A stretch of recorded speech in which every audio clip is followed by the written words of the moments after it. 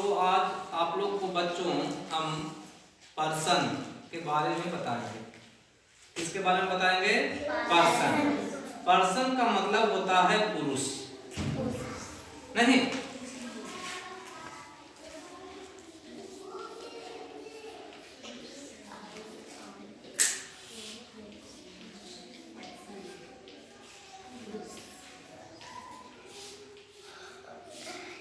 Person तीन होते हैं, पुरुष जो है तीन होते हैं। कितने होते हैं? तीन। पहला है फर्स्ट पर्सन,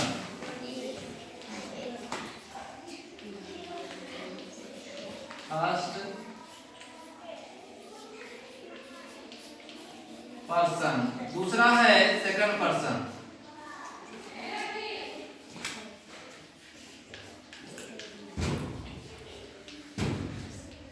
और तीसरा है थर्ड पर्सन।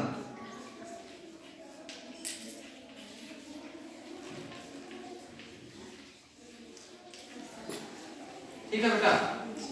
तो फर्स्ट पर्सन को समझ लीजिए, बोलने वाला भी जो स्थिति है, मैं बोल रहा हूं और आप सुन रहे हैं, तो बोलने वाला मैं हो गया फर्स्ट पर्सन। इसका उदाहरण हो गया आई, वी।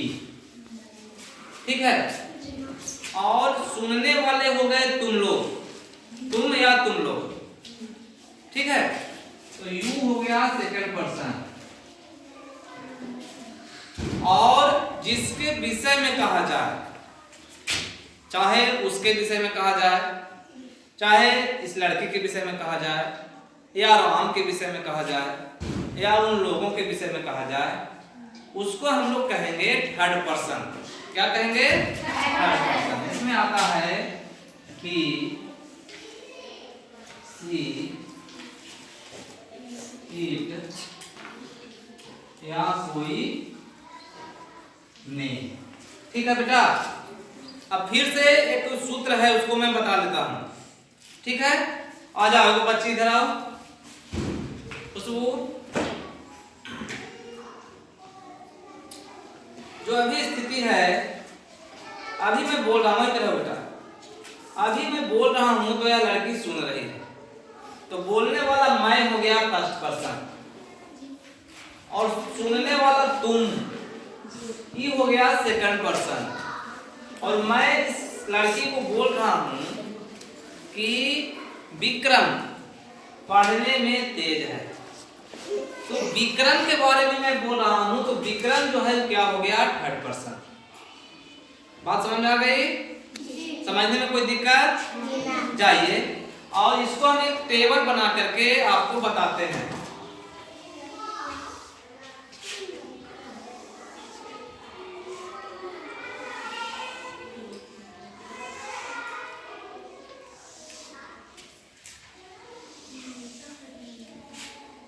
यहां पे लिखेंगे सिंगुलर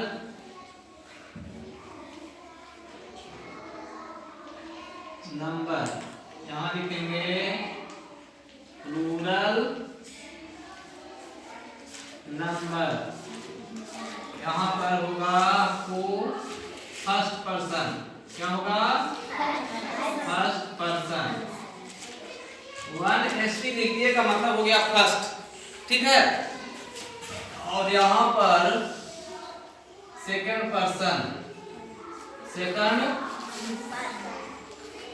और 2n लिख लीजिए का मतलब सेकंड हो गया। ठीक है?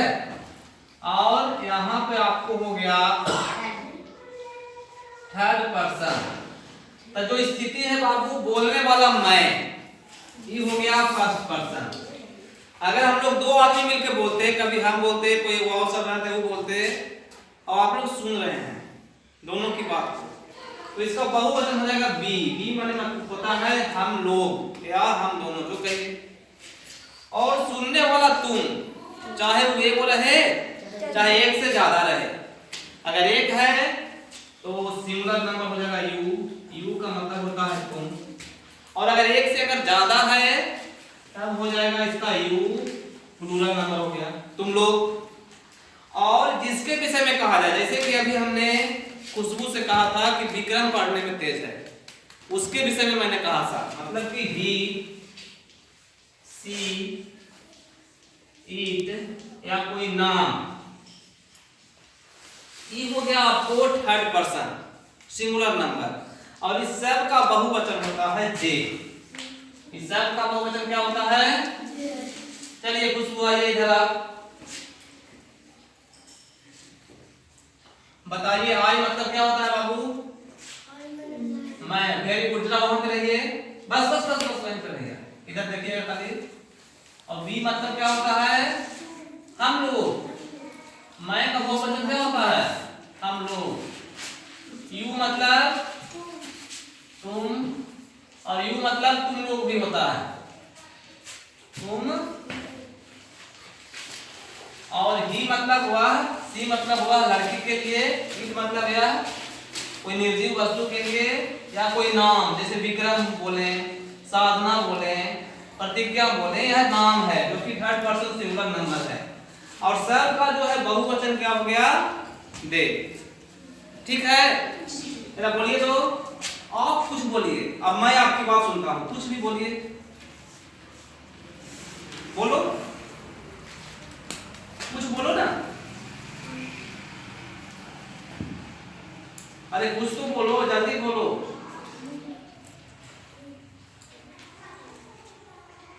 बोलो जल्दी। देखिए, इसने कहा कि प्रतिज्ञा पढ़ने में तेज है। बोला किसने?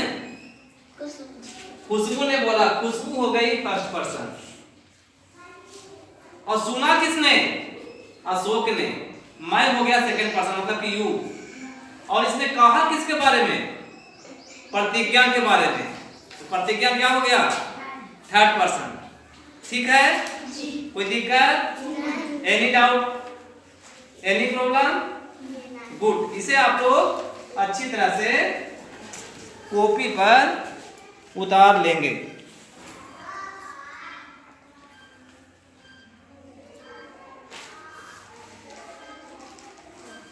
अब मैं आप लोग को जो पढ़ाया अंग्रेजी ग्रामर, इसका रिवीजन करवाऊंगा। मैं देखूंगा कि आप कहां तक सीखे। ठीक है, खुशबू इधर आइए, जल्दी आइएगा, देरी मत कीजिएगा। यह बताइए कि अल्फाबेट किसे कहते हैं? जरा जोर से बोलिए बाबू। ABCD को अल्फाबेट कहते हैं। अंग्रेजी में 26 अक्षर होते हैं, उसको हम लोग क्या कहते हैं? अल्फाबेट। वेरी गुड, जाइए, चलिए आप आइए इधर। रजनी। वॉवेल किसे कहते हैं? एक वॉवेल कितने हैं? कौन कौन है? A, E, I, O, U। Very good, जाइए। चलिए विशाल, इधर आइए। कॉन्सोनेंट किसे कहते हैं?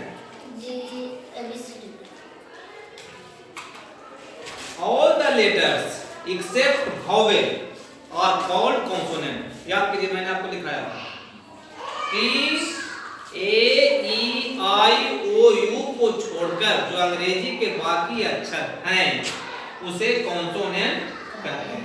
तो जरा इस पांचों के छोड़ के बाकी बता दीजिए, वही कॉन्सोनेंट हो जाएगा। बताइए। B, C, D, E, F, G, H, I, J, K,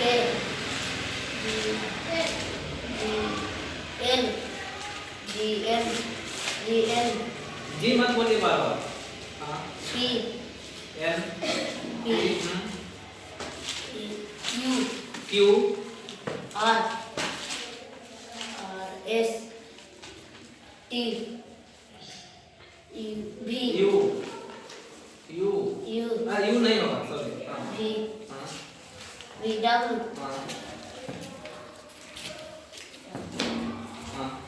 X, Y, Z। Very good, बहुत अच्छा। अब बाबू मैंने आपको बताया था सब्जेक्ट, वर्ब और ऑब्जेक्ट के बारे में। आप लोग पहचानिएगा, एक मैं सेंटेंस लिख रहा हूं। Sita writes a letter, Sita एक पत्र लिखती है। आइए खुशबू, इसमें बताइए, इसमें आप यह बताएं कि सब्जेक्ट कौन है। यह सीता, सीता को हम लोग क्या कहेंगे, सब्जेक्ट। और राइट्स को क्या कहेंगे, बताइए, राइट्स को क्या कहेंगे जी, वर्ब। मैंने बताए थे आपको कि धातु जो होता है, हिंदी के जो क्रिया का जो मूल रूप है धातु, उसमें ना जो लग जाता है तो उसका हम लोग वर्ब करते हैं। यहाँ हुआ राइट्स मतलब होता है लिखना, सीता लिखती है। अब ए लेटर जो हो गया, यहाँ क्या हो गया, ऑब्जेक्ट। क्या हो गया, कोई दिक्कत? एक आपको तरीका बता रहा हूं कि ऑब्जेक्ट को आप कैसे पहचानेंगे। आप क्रिया के साथ क्या अथवा किसको करके प्रश्न कीजिए, आपको जो जवाब मिलेगा उसको हम लोग ऑब्जेक्ट कहेंगे। जैसे वह क्या लिखती है, वह क्या लिखती है, उसका जवाब हुआ चिट्ठी। क्या जवाब हुआ, चिट्ठी। लेटर, तो लेटर क्या हो गया, ऑब्जेक्ट। अब हम एक उदाहरण आपको लिखते हैं, उसमें पहचानिएगा, ठीक है।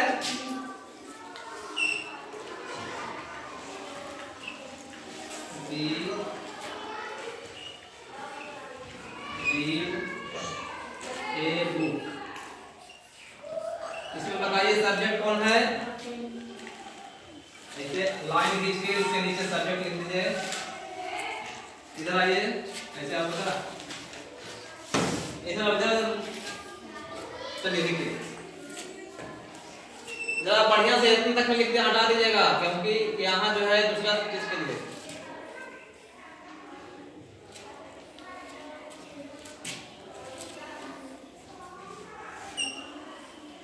और वर्ब इसमें कौन है, यह वर्ब। रीड माने पढ़ना, अंतिम में ना है ना, रीड माने क्या होता है, पढ़ना। तैयार हो गया वर्ब, लिखिए बेटा।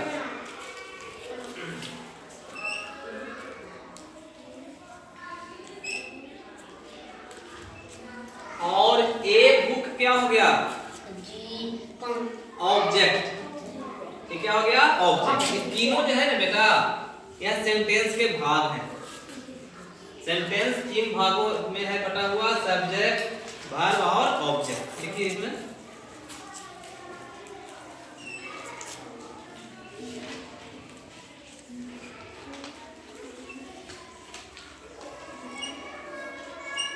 चलिए ठीक है, इसे आप लोग अपना कॉपी में उतार लेंगे। और अब मैं होमवर्क आप लोग को दे रहा हूँ, इस होमवर्क को आप लोग घर से बना के लाएंगे। होमवर्क यही है कि हम जो वाक्य लिखेंगे उसमें सब्जेक्ट को, वर्ब को और ऑब्जेक्ट को आपको ढूंढना है। इसी तरह से लाइन लिख के लिखना है। आप लोग एक लाइन या 2 लाइन कम से कम छोड़ के लिखिएगा कि नीचे लाइन लिख के चूक में आंसर आपको हो जाएगा, ठीक है।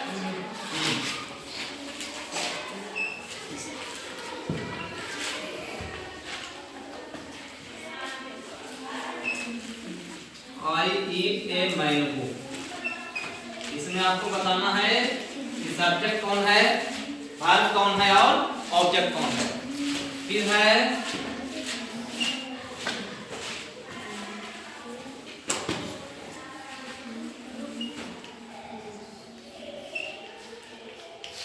you write a poem, poem माने होता है कविता। तुम एक कविता लिखते हो, इसमें भी आपको इस तरह से खोजना है, ठीक है।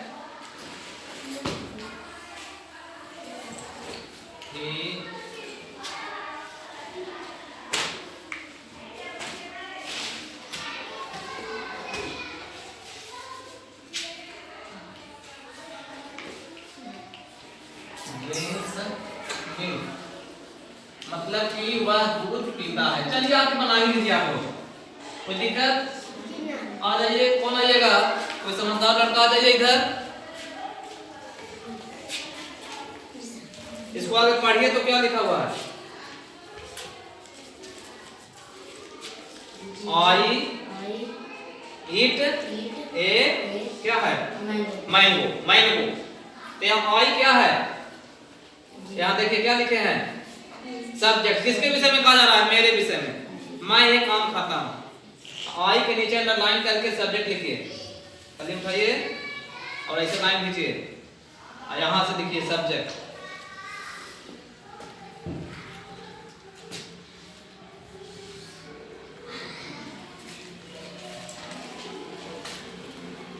यहीं तक में हटा दीजिएगा।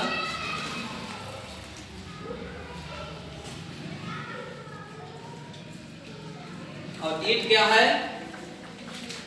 क्या लिखा हुआ, वर्ब। वर्ब मतलब होता है क्रिया। पहचानिए, जैसे मैथ आप लोग बनाते हैं ना, तो बनाते बनाते बहुत सा चीज आप लोग के दिमाग में आता है। समझिए कि आप इंग्लिश बना रहे हैं, ऐसे ऐसे करके आप बोलना सीख जाइएगा बढ़िया से इंग्लिश, ठीक है ना। ईट, वर्ब लिखिए। ईट मतलब होता है खाना, अंतिम में ना है ना, क्रिया है ना।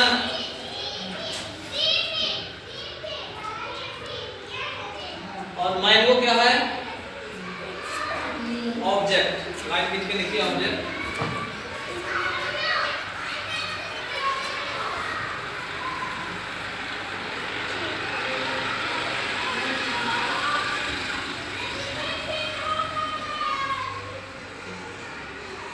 चलिए आइए, चलिए आइए दूसरो आप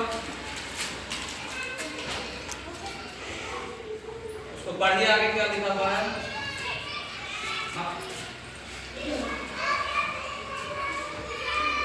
पढ़िए क्या लिखा हुआ है, यू राइट पोएम। तुम एक कविता लिखते हो। राइट मैंने होता है लिखना, इसमें सब्जेक्ट कौन है, चलिए लाइन खींच के लिखिए।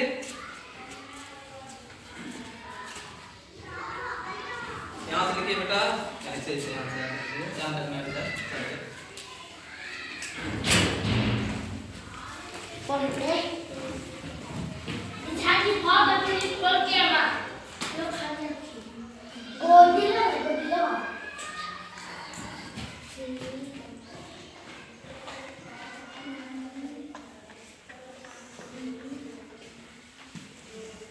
और राइट क्या है, वर्ब।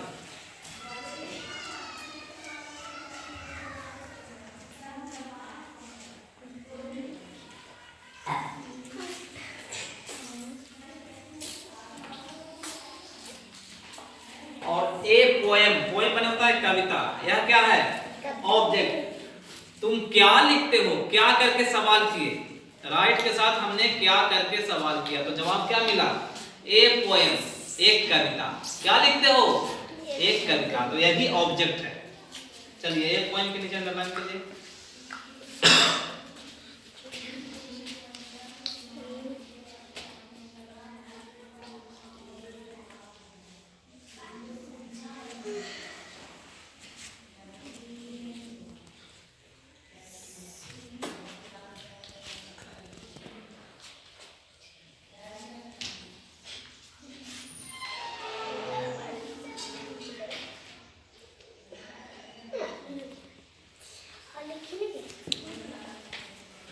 और जाइए, कोई आवाजेगा, किन्हीं को और आवेगा, आ जाइए बेटा, बहुत अच्छा।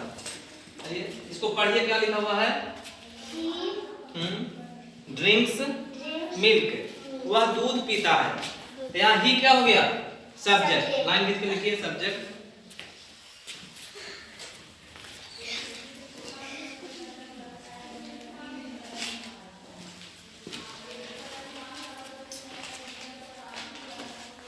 और यह क्या है, वर्ब। Very good. इसे वह क्या पीता है, आप जो है पीना के साथ सवाल कीजिए, क्या पीता है, तो जवाब क्या हुआ, मिल्क। तो मिल्क क्या हो गया, ऑब्जेक्ट। क्रिया के साथ क्या करके आप प्रश्न कीजिए, जो आपको जवाब मिलेगा वही क्या है, ऑब्जेक्ट है।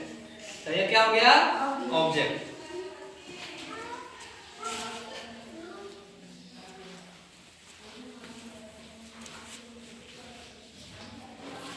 ठीक है।